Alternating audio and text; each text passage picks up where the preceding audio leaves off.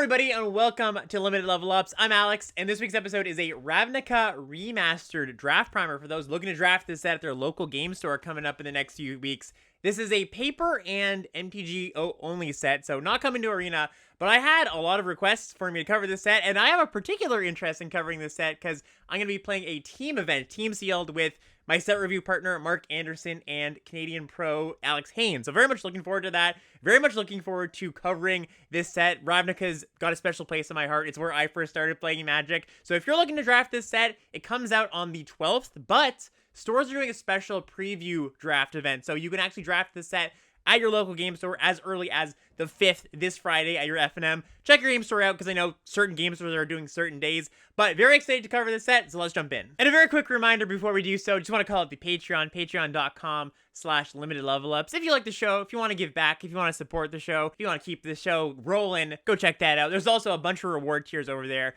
we want to give back to you if you choose to give to us. If you're somebody looking to level up your limited game or just want to support the show, you enjoy what we're doing here, go check that out, patreon.com/limitedlevelups. So let's start from the top here. What's happening in this set? Well, for anybody who's played a Ravnica set before, really any of the times we've been to Ravnica, you're going to have a pretty good idea of what's happening here in Ravnica Remastered. And for those who haven't, I think you're going to pick up on it pretty quickly. Ravnica sets, including this one, are all about the 10 two-color pairs, the guilds, and sort of identifying what the game plan of each of these guilds, these two-color pairs are, because they're all pretty different. And Ravnica is actually where we get the names for the color pairs that we use. You know, when people call black-red Rakdos or blue-red Izzet, that all comes from Ravnica. And if you haven't played a Ravnica set before, you might be thinking, wait, aren't most sets kind of designed like this, just identifying what each color pair wants to do? Like, isn't that kind of how we think about archetypes? And yeah, you'd be right. That is what sets are about these days, and that is how they're designed. But they weren't always like that. The designers didn't always put a ton of thought into making sure that each color pair was kind of doing its own thing, that each deck had a tangible game plan. In older draft sets, certain color pairs just were much less supported than others because they just didn't really put the time or effort into making sure that all the color pairs are draftable. Today, when a color pair ends up being less good than the others around it, it's usually a matter of going like, okay, I can kind of see that, for example, in Wilds of Eldraine, blue-white tapping was the deck they kind of seeded that they designed, but it didn't get there for XYZ reason. You know, the enablers sort of sucked, the deck sort of fell flat. But in the old days, it kind of used to be, well, blue-white sucks because there's no reason to pair your blue and your white cards together. Like, the designers just didn't have the goal of every color pair should be draftable. That wasn't a main priority. But then Ravnica came along, original Ravnica, which is like almost 20 years old at this point, and laid a lot of the groundwork and the infrastructure for the sets you see today, where the designers are actually trying to seed each color pair with a game plan and a strategy. So I would say that if you haven't played that much Ravnica before, or maybe you're a little rusty and you have played a Ravnica set before, really pay attention today as we go through the cards, what each guild, what each color pair is doing. And the good news is that they're all pretty familiar themes. Like, we see these all the time these days. Green-white, Selesnya is tokens. Blue-red is spells. Green-black, Golgari cares about the graveyard. And I think that's kind of a testament to Ravnica's influence on Magic design as a whole, right? These are themes that have come back several times. And in a lot of ways, Ravnica was really like the progenitor for those themes being seeded in the sets we see today. All right, going a bit deeper here on things you're going to find in this set. Ravnica's got sort of a few trademark types of cards that you might think of when you think of a Ravnica set, that people who have played Ravnica sets before will kind of go like, oh yeah, I remember that card. And especially if you've played multiple Ravnica sets before, you'll see, oh yeah, they bring that kind of thing back all the time. So number one, you've got powerful gold cards at all rarities. Common, uncommon, rare, mythic. This is a gold set, so you're going to see two color cards at common. For example, Coiling Oracle is one. Blue-green for a 1/1. Snake, Druid, Elf. Bunch of creature types like Simic tends to have. And it says, when Coiling Oracle enters the battlefield, reveal the top card of your library. If it's a land card, you can put it on the battlefield, and if not, put it in your hand. So it's a 2-mana draw card. It's like an Elvish Visionary, but if it's a land, you get to ramp as well. So just a powerful card, and the set's kind of littered with those. We've got a cycle of Guild Mages at uncommon, and this is the original OG Ravnica cycle, where you've got the hybrid mana Guild Mages. So for example, you've got Dimir Guild Mage, which is hybrid Dimir for a 2/2, and it's got two abilities. All these Guild Mages have two abilities, one for each color. First ability here is 3 in a blue, target player draws a card, activate only as a Source 3. The other one is 3 in a black, target player discards a card, activate only as a Source 3. And they brought guild mages back every single time we've done Ravnica. They're a very like resonant, evocative cycle. People really like them. The idea with these ones, by the way, is they're hybrid. So you could play Dimir Guildmage in your Simic deck as blue 2/2, 4 mana draw a card, or you could play it in your Orzhov deck, your black-white deck as black 2/2. 4 mana target player discards a card. But of course, if you're Dimir, you get access to both of them. So that's kind of the idea here. And another thing you're going to see in this set and in Ravnica sets in general is just cycles. A ton of cycles of cards that are like, okay, this is the Guildmage cycle, or this is the split card cycle. Because it kind of shows you as the player how each color pair does their own thing. Like, this is what the Dimir Guildmage does. It shows you, yeah, you want to be drawing cards and making your opponents discard cards. But with the Simic Guildmage, for example, it's going to be more about moving counters around and stuff like that. The Boros Guildmage, you can obviously see, like, this is going to be about attacking, right? So if you're just trying to kind of learn what these archetypes are doing, what these color pairs are doing, look at the cycles of cards that are just like, oh, okay, there's one of these for each of the guilds. I see what this one is doing, and that can kind of point you in the right direction. Another thing you're going to find in Ravnica sets and basically every gold set is good fixing. And we have a cycle of common dual lands, which are the Guildgate cycle. And these are enter the battlefield tap lands that add one of either color. So for example, the Simic Guildgate enters tapped and adds blue or green. And it has the gate subtype, which is very important because there's a lot of cards that care about gates. The gates deck is kind of this secret 11th deck that we'll talk about a bit later. There's also split cards. So if you haven't seen these before, these are just a card that have 2 cards on them. They're kind of like 2 mini cards. And, you know, these days we actually usually call modal cards split cards. You'll hear content creators or streamers being like, oh yeah, it's a split card of do this or do this. And that's a callback to these cards where, for example, something like Find Finality. Find is hybrid Golgari sorcery. Return up to 2 target creatures from your graveyard to your hand, or Finality for black-green sorcery. You can put 2+1/+1 counters on a creature you control, then all creatures get -4/-4 till end turn. So it's kind of a split card of something that's good if you're grinding out the game and maybe your opponent doesn't have that much of a board, you don't want to field wipe, you can buy back some stuff. Or Finality is just a pretty good field wipe. And this is a rare, by the way. This is a very good card. It's not some common that's just running around. And actually, I think there's only 1 cycle of these cards at rare, like 1 for each guild. But just thought I'd call these out. And these aren't Fuse cards, by the way, if you played with Fuse. Fuse is a kind of a riff on split cards where you can cast both of the sides at the same time if you pay both their costs. These are the original kind of split cards where you have to choose one, you don't get both. So in preparation for making this episode, I asked the community, what are some things you want to know about this set going in? What are some questions you have? And one of the most common questions just was, how highly should I be taking fixing? Because this is a gold set. Should you be, is this a set where you want to be like first picking lands and trying to build a multicolor deck? My take is generally that you should take fixing highly once you know the colors you are. So for example, if you know you're blue-black and you don't have any Dimir Guildgates, you should probably take your first Dimir Guildgate pretty darn highly. I don't think you should just like take a bunch of lands early and try to build a multicolor soup deck. I think that kind of deck's actually a little bit less supported in this set than it was in some previous Ravnica sets. They actually really do want you to play exactly 2 colors or maybe 2 colors in a light splash. So if you just take a bunch of lands and fixing early, you can kind of just end up in a spot where you don't use those cards because, well, you end up in Dimir and you took like a Simic Guildgate and a Steam Vents and a bunch of lands early and you just didn't end up with any green or red cards, so you just don't have use for those cards. I think generally what you want to do, and kind of the whole puzzle to solve when you're drafting Ravnica, is you're trying to figure out what the most open deck is, what the most open guild is, so that you can get rewarded in later packs if you identify that, hey, Dimir's wide open, I got a 9th pick good gold Dimir card, and then in later packs, you're going to continue to get paid out for that, because other people are just going to be passing you the good gold cards that they can't cast. So your pack 1 is all about figuring out what kind of deck you want to be in, or what kind of deck you should be in, and then pack 2 is kind of filling in the deck and picking up mana fixing for that deck. Now, in a pack where there's not really very many good cards, of course, it's always good to speculate on fixing. You never know if you're going to end up splashing something, or maybe you just take a land and you actually end up in that color pair because you're like, oh, all these Dimir lands went lake, so maybe Dimir is a little bit open. But I would recommend leaning away from the whole, like, take a bunch of lands early and just play all the good cards later. I think you do want some cohesion in your deck, not just a pile of cards. I also really want to call out the signets and talk about these quickly. So the signets are a cycle of uncommon artifacts. These are from original Ravnica.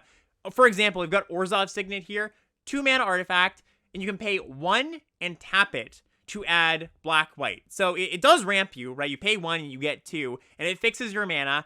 These are powerful but narrow, and not every deck wants them. When I first started playing, I remember hearing from better players that signets are so powerful, you should take these highly. You know, they're in the vintage cube at the time, And they are powerful, but in the right deck. You don't want to play these in decks that are looking to attack. If you're like a Boros deck or even a more aggressive Simic deck or something like that, you generally want to shy away from these because you want to be playing a creature early so that can attack, right? You really want these in your slower decks, like a blue-black deck, or maybe you are like closer to an Esper 3-color control deck. This can help you to fix your mana, helps you ramp so you get more mana early so you can start drawing some cards and casting cheap removal at the same turn, stuff like that. You have to consider that these are taking up a spell slot in your deck, right? They are adding additional mana sources to your deck. So not only do you not want to take turn 2 in your aggro deck to play this when you could be playing a creature, or even your more proactive attacking decks. I don't even want to just specify aggro. I think decks that are trying to just curve out with creatures, you don't want signets all that much, but also you don't want to be taking up a spell slot because this is an additional mana source, and if your deck only wants, 17 mana sources like most decks do, you also kind of want to shy away from the signets. A deck that makes really good use of signets, though, is usually one that has a lot of good 4-mana plays, or just expensive plays. If you can go turn 2 signet, turn 4 good 4-drop, that's a really good start to a game. By playing a good 4-drop or a good 5-drop, you're going to be able to catch up on a little bit of the tempo that you've lost by taking turn 2 off to cast this signet. So if you're asking yourself, does my deck want a signet? Should I play a signet here? Should I draft a signet? Really think, am I a slower deck? Do I have use for additional mana sources? Do I have good 4-mana plays? And just in general, this means that something like Boros Signet is going to be much worse than something like Dimir Signet or Is It Signet. Those are some of the better ones. So far we've been talking about the things that you expect to see from most Ravnica sets and the things that are also present here. But now I want to talk about what's different in this set compared to previous Ravnica sets, kind of priming those folks that have drafted maybe even original Ravnica or Return to Ravnica. Those people might have some expectations already of what a Ravnica set is, and they've definitely tweaked this set to line up more with 2023, 2024 design sensibilities. Like, just going through the cards in this set, I sort of see this as Ravnica with modern design sensibilities. They've changed their draft philosophy since even the last draft set, right? The last Ravnica, which was like 2019, 2020. And now we've kind of got this card pool that they get to work with and make sort of like a pseudo 2023 set. And what that means, what the main difference is just like a modern draft set, it's a bit more proactive. It's a bit more about ending the game rather than durdling forever, grinding out value. They specifically said that when they designed this set, they didn't want it to be about who can get the most 2-for-1s over the course of the game, because that's what original Ravnica was about a lot of the time. So cards like Electrolyze, which is one of my favorite cards of all time, 1 blue-red instant. Electrolyze deals 2 damage as you choose, divided among any targets, and you draw a card.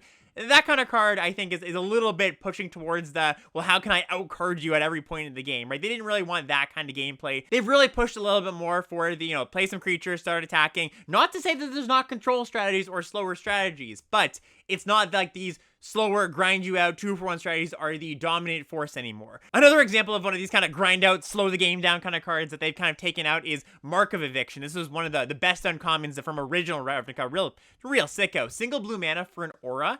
At the beginning of your upkeep, you return the enchanted creature and all auras attached to that creature to its owner's hand. So basically just like 1 mana, bounce a thing every single turn. And either you can reset your opponent's giant creature that they have to replay every turn, or you reset like an enter the battlefield effect creature you have and recast that every single turn. That's the kind of gameplay you would see in older Ravnica sets, and they've definitely tried to kind of cut a little bit of that out. Again, trying to end the game rather than just prolong it forever and make the person scoop because they can't do anything. I think for the better of the game, although some people would definitely argue that this is a kind of a lost art of Magic, I think it is good that frustrating your opponent into scooping is not a win condition that is something that is entertained very often anymore. Another market difference that if you're used to OG Ravnica or Return to Ravnica, they did a little bit less of this in Guilds of Ravnica and Ravnica Allegiance, but they really tried to dissuade people from drafting like 5-color, 4-color soup decks. They really wanted you to have the mana fixing to be able to cast your 2-color cards, maybe have a bit of a splash in there, but they don't want one player at the table just poaching all the good cards. And the way that they've kind of remedied this is instead of having just a bunch of mana fixing all over the set, a bunch of lands at common, which is what they used to do, they now have a specific mana fixing slot. And in that mana fixing slot, you're going to be able to find the cards that I mentioned earlier. Signets, gates, this is where you're going to find your shock lands, and this is in 1 per pack. And I think you can probably get like a shock land in your rare slot and in your mana fixing slot. I'm not exactly sure the specifics, but the point being, there's not going to be packs where just like 7 options for fixing. The fixing is somewhat limited, which is again reinforcing what I was saying earlier about it not being a great idea to just try to take all the lands and then try to pick up good cards in pack 2 and pack 3, because there's just not that much fixing in general. I mean, there's enough fixing for everybody if they're drafting 2 or 2.5 colors to cast their cards, but you don't want to be the person at the table trying to cast 5 colors of cards and end up with not enough fixing. There is Chromatic Lantern in this set, and I know that's going to maybe push some people to try to want to do that. No, by all means, if you want to have fun, this is a set that you're not going to draft very many times, go for it. But having a Chromatic Lantern in your deck is not a free pass to just playing all the cards, all the different colors of cards, because you're not always going to draw your Chromatic Lantern. By the way, Chromatic Lantern is 3 mana artifact at rare that taps out a color, mana of any color, and also makes your lands tap to add a mana of any color. Definitely something that, once again, you could do if you wanted to, but strategically, I wouldn't advise it. And what's more, not only is there a little bit less fixing, or the fixing is just locked into 1 per pack, or maybe 1 or 2 if there's maybe a green fixer in there or something at rare, but they've also given you incentives to really just lock into your 2 colors, because there's a lot of cards in this set that are very difficult to cast but very powerful. For example, Rakdos Firewheeler is one. Black, black, red, red for an uncommon. It's a 4/3. When it enters the battlefield, it deals 2 damage to target opponent and 2 damage to one target creature or planeswalker. So super powerful card. Another one here, Prime Speaker Zagana. This is a rare. 2 green, green, blue, blue, 1/1. Enters the battlefield with X +1/+1 counters on it, where X is the greatest power among other creatures you control. And then when Prime Speaker enters the battlefield, you draw cards equal to its power. So again, really powerful card, but not a card you're going to be able to play if you're trying to be some multicolor deck. These are the kind of rewards you get in pack 2 and pack 3 if you've identified your lane. If you've identified, hey, Rakdos is open, you get an 8th pick Firewheeler, which if this was just like a monocolored card would be an easy first pick. And honestly, I think those are kind of the big picture points that you need to know about this set going into it. Like I mentioned, it's not that complex. There's not a bunch of weird things going on. It's pretty straightforward. My piece of advice, if you've never played a Ravnica set before, would be just make sure you read all the cards before you go to draft. You don't want to open your first pack and take all your time reading your first 3 cards and have to scramble to take a good card, right? You want to make sure you open your pack and you can pick out the best cards from the pack. And with those big picture thoughts out of the way, let's just get into the mechanics and the archetypes you're going to see for each of the guilds. So for each of these archetypes, for each of the guilds, I'll be giving a rundown of the mechanics and their general strategies. We've been to Ravnica 3 times, so each of the guilds have 3 mechanics that they'll pull from, or I should say, some of the guilds have 3 mechanics that they'll pull from. Some of the guilds, they decided they're going to have 2 of the mechanics because one of the mechanics might not have been powerful enough, or there wasn't any cards that they wanted to include. For example, I know that for Boros, the original Boros mechanic in original Ravnica was called Radiance, and it's a mechanic that R&D regards as one of the worst mechanics of all time. Just very, very clunky and weird if you want to go look it up, Radiance. But I think they figured that good gameplay is probably better than fitting every single mechanic they've done in Ravnica in for some completionist reason. So I'll be touching on all the mechanics, and something that people have asked me is, are the mechanics from all the different blocks, like, do they play well together in their own guilds? Like, do all the Boros mechanics play well together? And the answer is yes. You can pretty confidently just, like, take your Boros mechanic cards, play them in the same decks. When they design Ravnica sets, they tend to like to have the mechanics play well with other previous Ravnica sets, so you're good if you just take the Boros cards for your Boros deck generally. So let's jump into that, and for the sake of approaching these decks in somewhat of an organized way, I'm going to cover them roughly in the order of the most aggressive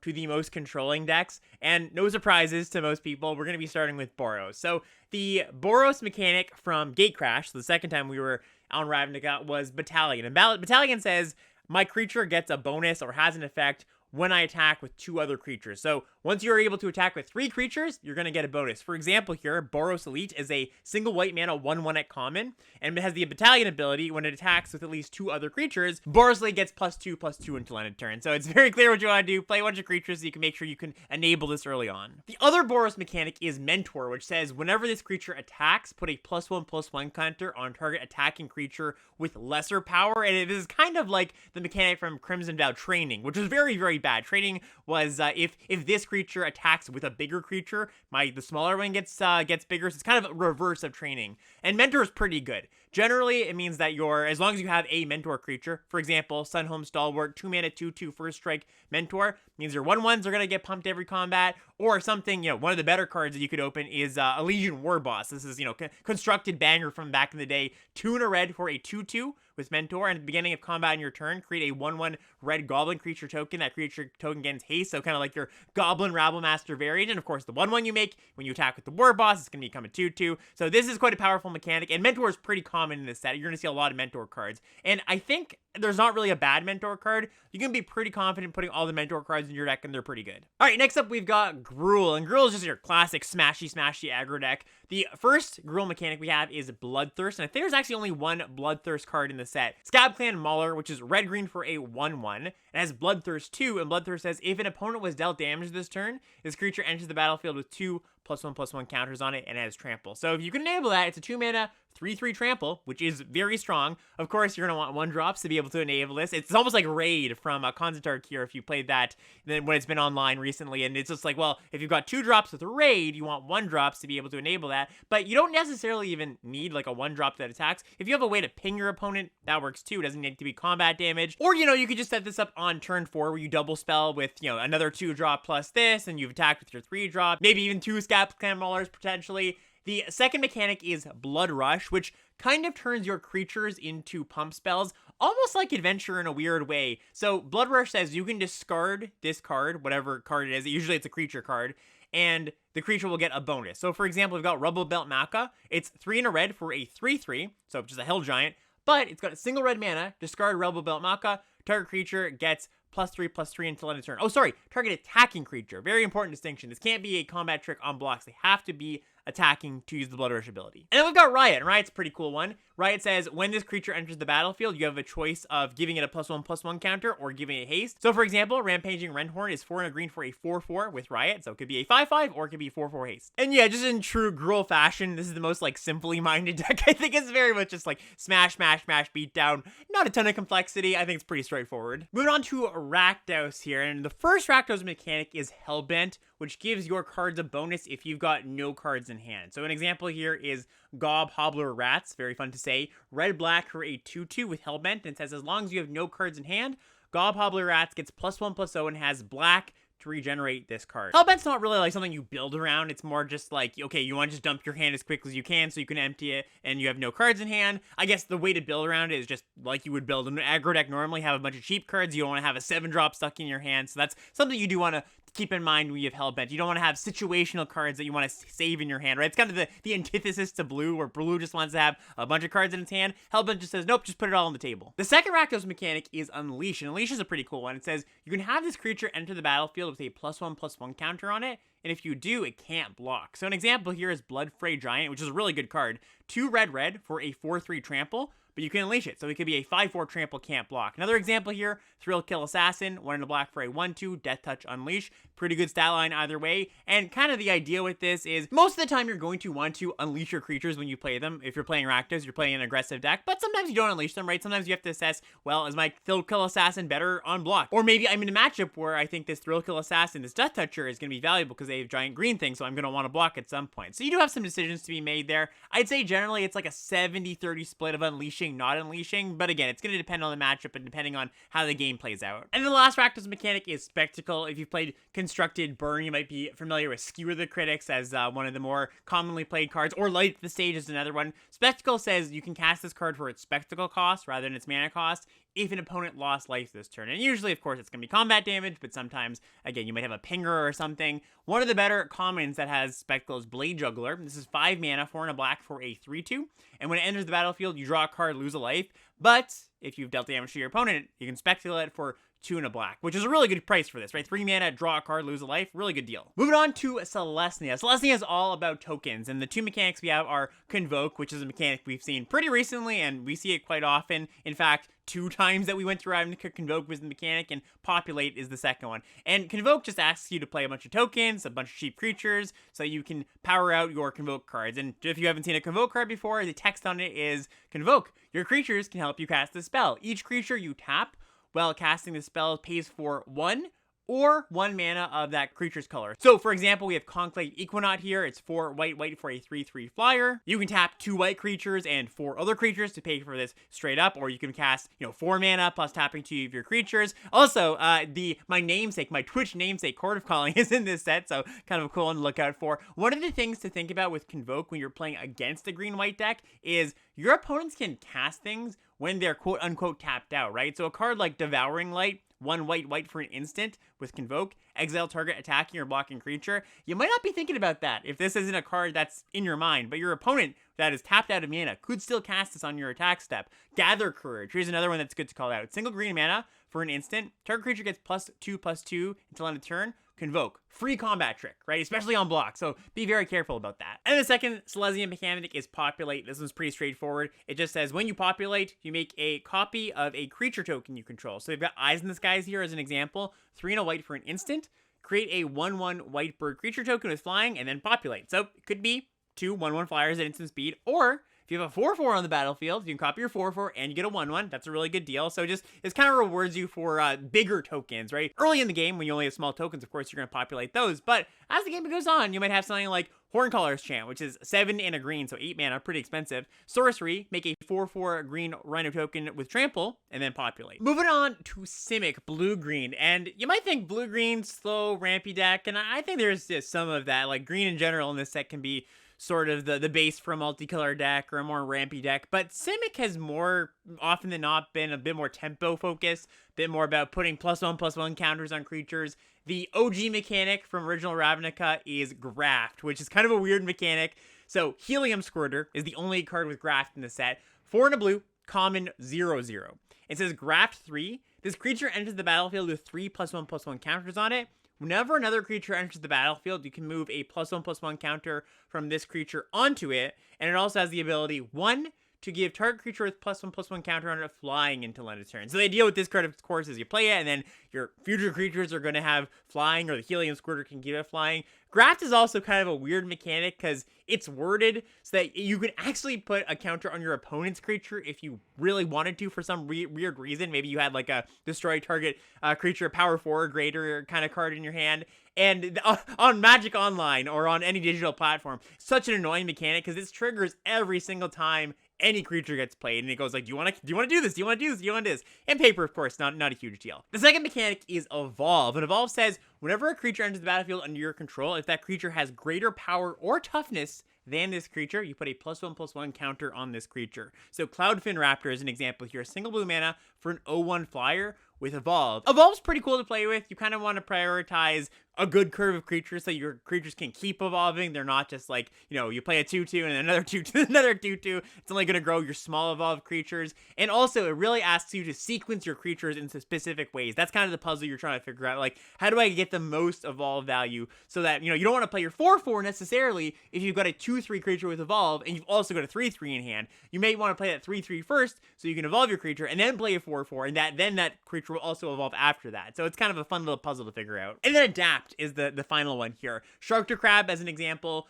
2 green blue for a 4/4. It's going to adapt cost of 2 green blue, so same thing.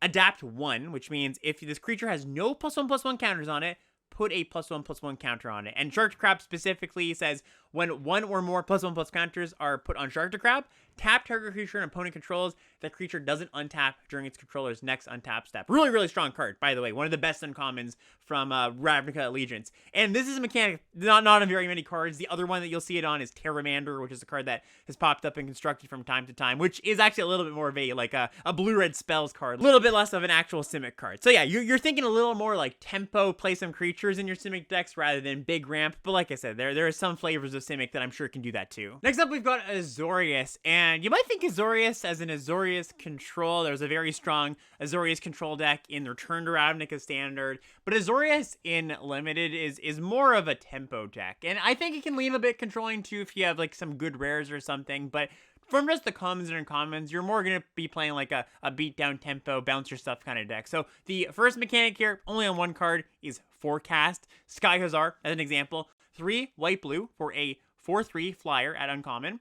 When it enters the battlefield, you untap all the creatures you control. And as the Forecast mechanic, tap 2 untapped white and or blue creatures you control. reveal Sky Hussar from your hand, draw a card. Also, you can only activate the forecast ability on your upkeep and only once per turn. You can't just tap all your creatures to draw a bunch of cards. So the idea is like this can be a card advantage engine in your hand if the board is kind of stalled out and just, tapping 2 things, you reveal this at each turn. And then of course, when you cast your Sky Hussar, you can untap those creatures that you've tapped that turn. So actually a pretty good card. The second mechanic here is Detain, and Detain really plays into the tempo strategy a little bit more than any of the other mechanics.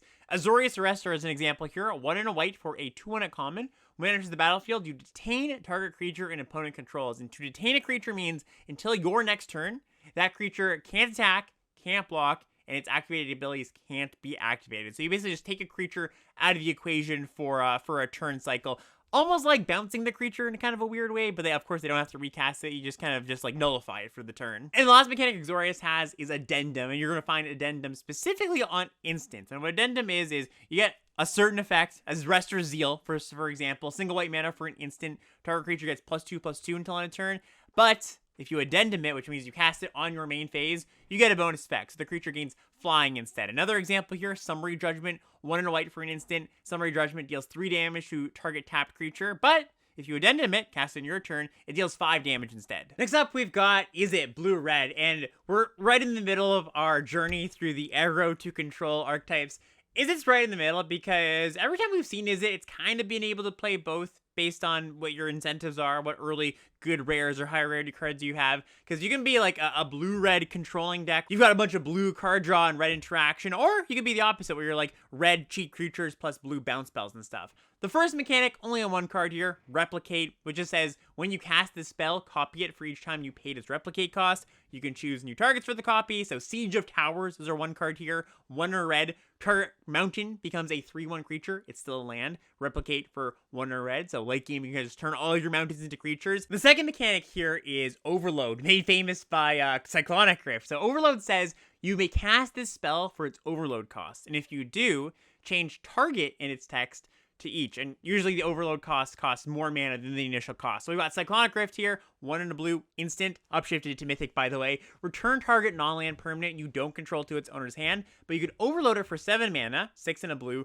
to return all of your opponent's non-land permanents to their hand. Another one you might be familiar with, Mizzix Mastery, if you played Strixhaven. This is 3 in a red for a sorcery at rare. Exile target instant or sorcery from your grave, and then you can copy that spell. But if you overload it, 5 red, red, red, you get to exile all of the spells from your grave, copy all those, cast them all. And then last as a mechanic here is Jumpstart, which says you may cast this card from your graveyard by discarding a card in addition to paying its other's cost. Radical Idea, as an example, 1 in a blue instant, draw a card. So it's sort of like Flashback, but Flashback has inherent card advantage where, you can't think twice is a good example, which is basically this card, but with Flashback instead.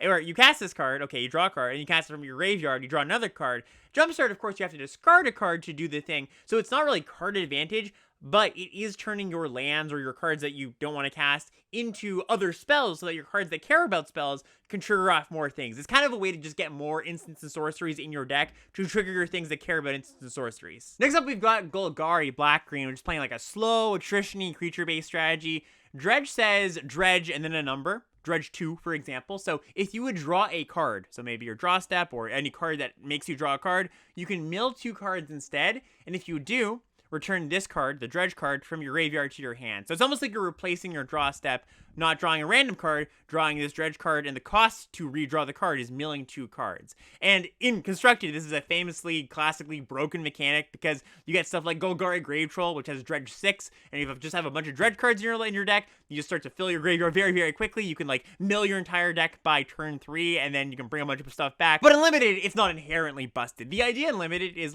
okay, well, you're dredging some things, you're filling your grave, maybe you have things that care about things in your graveyard, maybe you have cards that buy things back from the graveyard, you're kind of getting some card selection by putting stuff in the grave, and if you have a bunch of dredge cards, you can sort of kind of find your best ones, right? So you have a Moldervine Cloak, okay, solid card, not too bad, but then you dredge 2, get it back, okay, then maybe you mill your Golgari Grave Troll, and your Golgari Grave Troll dredges to 6, and you find more things, and then your opponent kills your Golgari Grave Troll, and it's like, okay, I want to bring that back from the graveyard, I want to draw that instead, so I dredge 6, and the resource you're kind of trying to balance is, well, you don't want a deck, right? Dredge 6 is a lot, so you kind of get to build up your graveyard with a bunch of dredge cards, and sort of like Moldervine Cloak as another example here, 2 and a green for an aura, enchanted creature gets +3/+3, but it has dredge 2. The idea with this card is, just like any aura, the downside is if you put it on a creature and the creature dies, well, you 2-for-1 yourself. With Molarvine Cloak, not that you don't 2-for-1 yourself still, right? It's not like you're redrawing the card for free. You have to replace your draw step. But if you want this effect again, +3/+3, you can keep bringing it back. And this is actually a pretty powerful card. The fact that you can just make your best thing +3/+3 every single turn, they have to keep dealing with it in the late game, is actually a pretty good effect. And then the second Golgari mechanic is Scavenge. They didn't bring back Undergrowth, which was the mechanic from Guilds of Ravnica. It was just one of the weaker mechanics that they've printed for Golgari. Scavenge is a mechanic you're going to find on creatures. Drudge Beetle, for example, which is 1 and a green for a 2/2, so just a bear.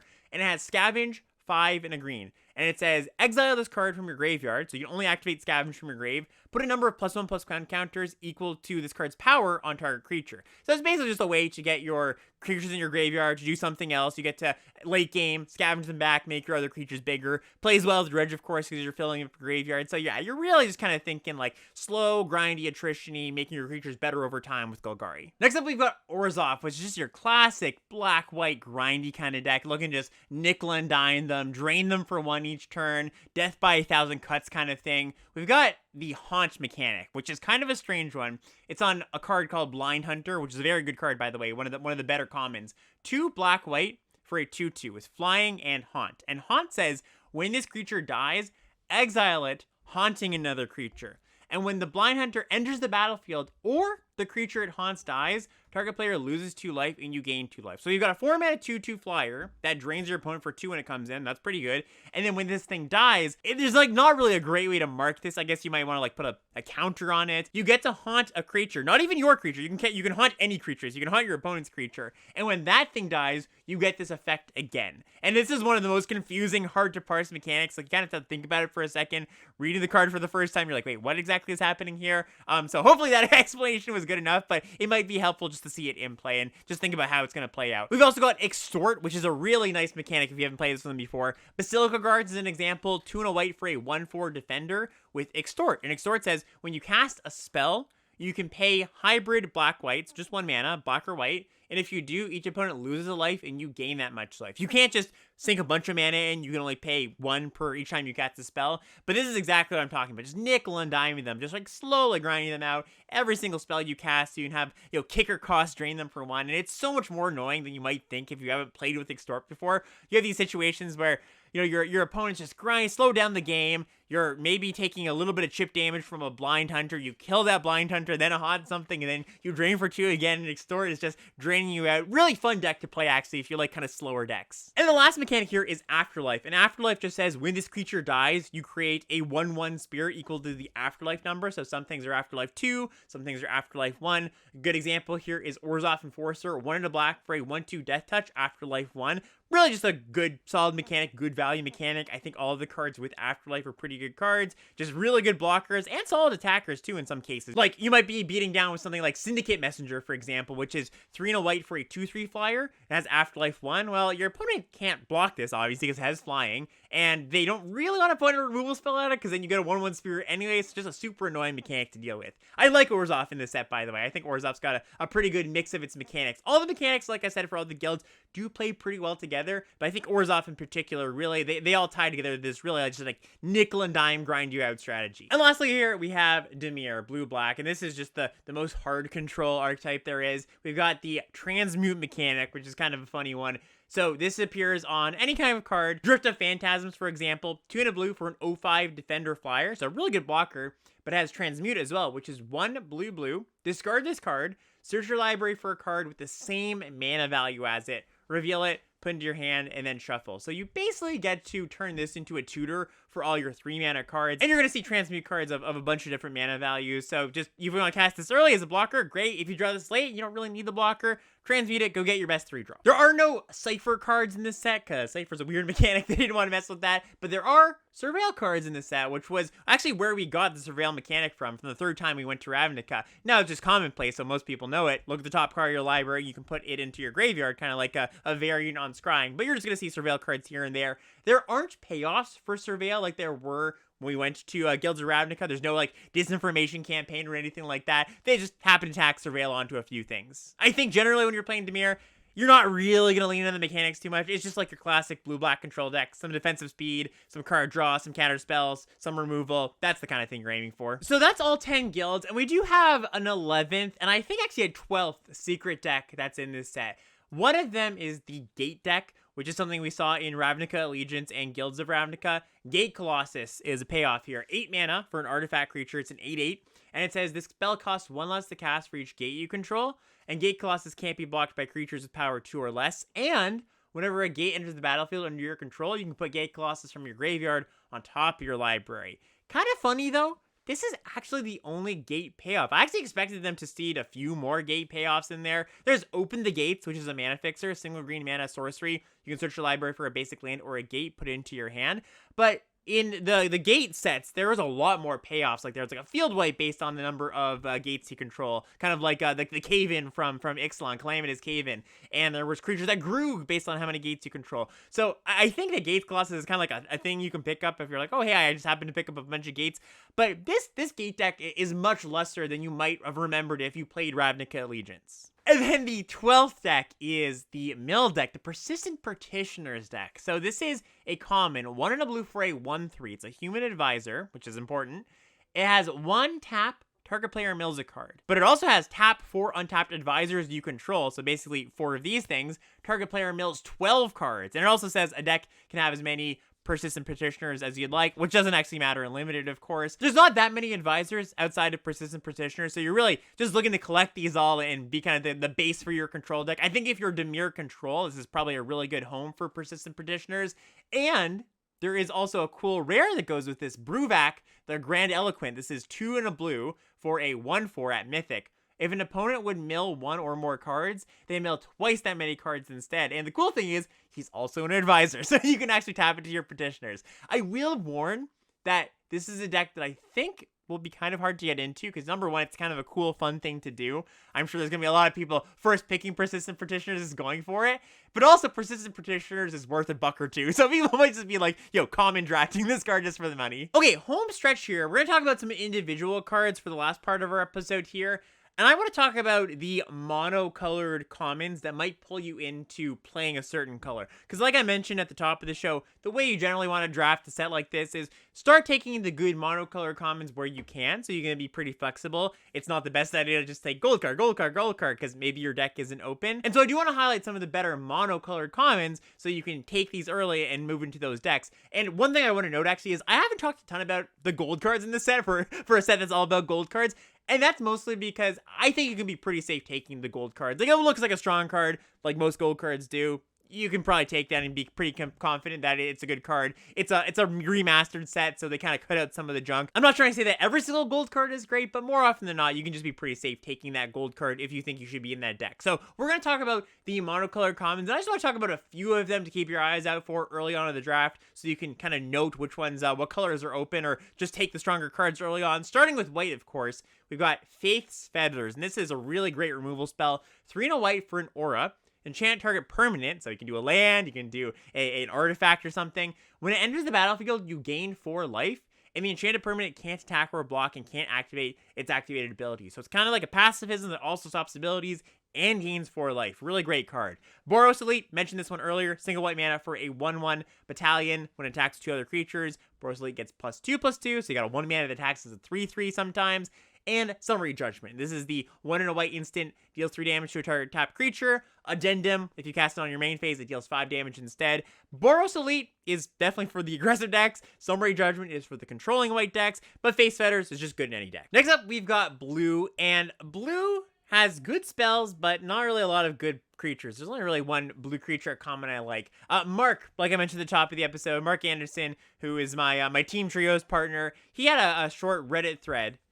He made a short Twitter thread that I posted in the Limited Level Ups Discord. And I'm actually going to post it in the description of this video as well if you want to take a look. It's just a little breakdown of the set, looking at some little minutia here and there, evaluating the colors. And one of the things he noted is that blue's creatures, like I just said, do really, really suck, but its spells are pretty good. So I think the one blue creature that is good, but only kind of goes in the aggressive decks, not really a controlling card, is Cloudfin Raptor. That's the 1 mana 0/1 flying evolved creature. It does have good spells though. We've got Compulsive Research, 2 and a blue for a sorcery, Target player draws 3 cards, then discards 2 cards unless they discard a land. One of the better draw spells they've ever printed at common. This was in cubes for a long time. And Sinister Sabotage, pretty good one too. 1 blue for an instant, counter target spell, surveil 1. Then we get to red, and red's got some pretty good ones at common. Mugging, single red mana for a sorcery, deals 2 damage to any creature, and that creature can't block this turn. Skewer the Critics, like I mentioned before, 2 and a red for a sorcery, deals 3 damage to any target, but Spectacle for a single red mana, so if you've dealt damage to your opponent, single red mana.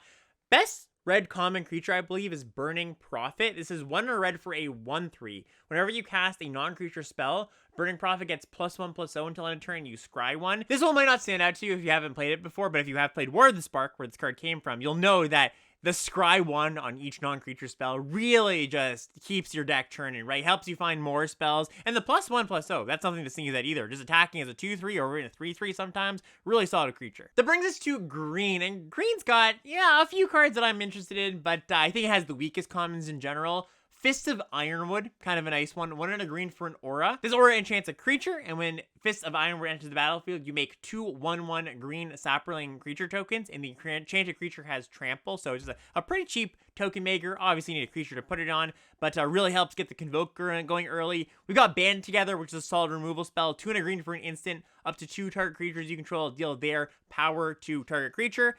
And Siege Worm, which is 5 green for a 5/5 trample convoke. This card was really, really good back in the day, back in original Ravnica, and actually pretty good in M15 where it was reprinted, but it wasn't very good in Guilds of Ravnica. So if you're only used to Siege Worm from Guilds of Ravnica, you might be underrating it a little bit. The reason it wasn't good in Guilds of Ravnica, 1, green was very, very, very bad, but 2, there just wasn't very good token makers. Like, they were really shy about making good token makers, and we do have good token makers in this set, so I think you're going to be able to power out your Siege Worms pretty early. And then last thing before we pack up today, I just have a few cards that I wanted to call out here that there wasn't really a great chance to call them out anywhere else. Krenko Mob Boss as our first one here. So this is 2 red for a rare. It's a 3/3.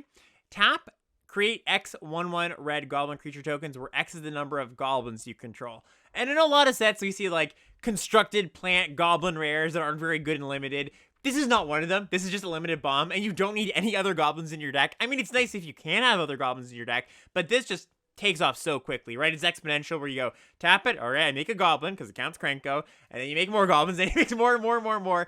Really great card, not a build around, just take it, great bomb. Murmuring Mystic. This is the Mythic Uncommon from Guilds of Ravnica. 3 and a blue for a 1/5, really beefy. Whenever you cast an instance or sorcery spell, create a 1/1 blue bird illusion creature token with flying. Great blocker, takes over the game, demands an answer. Mythic Uncommon in this set probably too, to be honest. Remand. This is one that if you haven't played Constructed with this card before, it might look a little bit unappealing. 1 and a blue for an instant. Counter target spell. If that spell is countered this way, put it into its owner's hand instead of the graveyard, and you draw a card. So this is a tempo card. It's not meant to counter their best thing forever, but it's super efficient at what it does, right? Imagine your opponent taps out for a 5-drop, you cast the Remand, you counter their spell, draw a card, which is kind of bouncing their spell, draw a card. Just huge swing in the game. So Remand's a pretty high pick. Ill-Gotten Inheritance is a card that looks like a lot of other cards we've seen in the past few years, but is much better. So this is 3 and a black for an enchantment at common.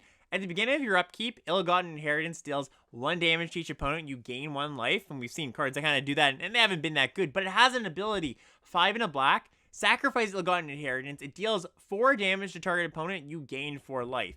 That ability really pushes this card over the edge from being pretty bad to pretty darn good, because there comes a point where your opponent's just like, all right, I'm at 7, I'm gonna get drained on their upkeep, and then you just activate the turn after and I'm almost dead, right? And I really have to like not take any damage from creatures. So this is a good version of this effect. I think it's a little bit better in aggressive decks than it is controlling decks. It's really nice for enabling Spectacle or Bloodthirst, because you damage your opponent, you don't have to spend any mana or a combat step. But I think it can be fine in a slower deck too. I think in your slower deck, you don't want to bank on these as your finisher, because you're often going to play this and your opponent's going to be at a high life total still. It takes a long time to get them down. You really want this to be like your top end of an aggro deck, I would say. And then the final card I want to talk about is Pack Rat, which is sort of in the set, sort of not in the set. So there is a bonus sheet that is the anime art bonus sheet, and there's actually multiple bonus sheets that are associated with the set, but most of the bonus cards are in collector boosters only. In draftable packs, there is sometimes, very rare, it's actually gonna like it's I don't know the exact ratios, but rarer than mythics, there will be a anime art card in your pack. And Pack Rat is on the list of cards that can be anime art cards. And Pack Rat, for those who don't know, is just one of the most busted limited cards of all time. This is 1 in a black for a rare. It's a star. Pack Rat's power and toughness are each equal to the number of rats you control. It's a rat itself. And you can pay 2 in a black to discard a card, create a token that's a copy of Pack Rat. So the way that plays out is you play this on turn 2, and if your opponent doesn't remove it right away, you make another copy. And you make another copy. And eventually you just get this gigantic army that's very hard to stop, because if they don't kill the first one, well, they're going to need a removal spell for the next one and the next one, and until you actually kill the last one. Now, I will say that I don't think this is going to be format ruining. Obviously, 1, because it's extremely rare. But number 2, the reason it was so good in Return to Ravnica is the removal in that set was much worse. It wasn't set up to be able to kill a cheap creature. I think the easiest way to do it was like a 3-mana removal spell, and you had to be on the play to do it. There was like some really niche 2-mana ways to do it, but it kind of became known as the terror of the format because the removal just didn't line up very well against an early Pack Rat. Now in this set, we have much better removal. They've been able to pick the best of the best from all the Ravnica sets. I still think it's a very, very good card. I just wanted to point it out. Both because you might be surprised when you see this card and you didn't know it was in the set, but also don't be like too distraught when you see it. Obviously, you want to kill it on the spot when you can, but it's not just game over when your opponent plays a Pack Rat. And that's going to do it. Thank you for watching. Thank you for listening. If you're still watching at this point, you're on YouTube, feel free to give it a like. Feel free to leave a comment. Also, I'd like to hear from everybody out there. If there's a card or a bunch of cards, a group of cards that I didn't mention, I wasn't able to cover every card in the set today, of course. If there's anything you have a question about, feel free to leave that in the comments. I'll be happy to answer. Good luck to everybody drafting this set at their local game store. I think it's going to be a fun one, and we'll see you next time on the next episode of Limited Level Ups. Bye, everybody.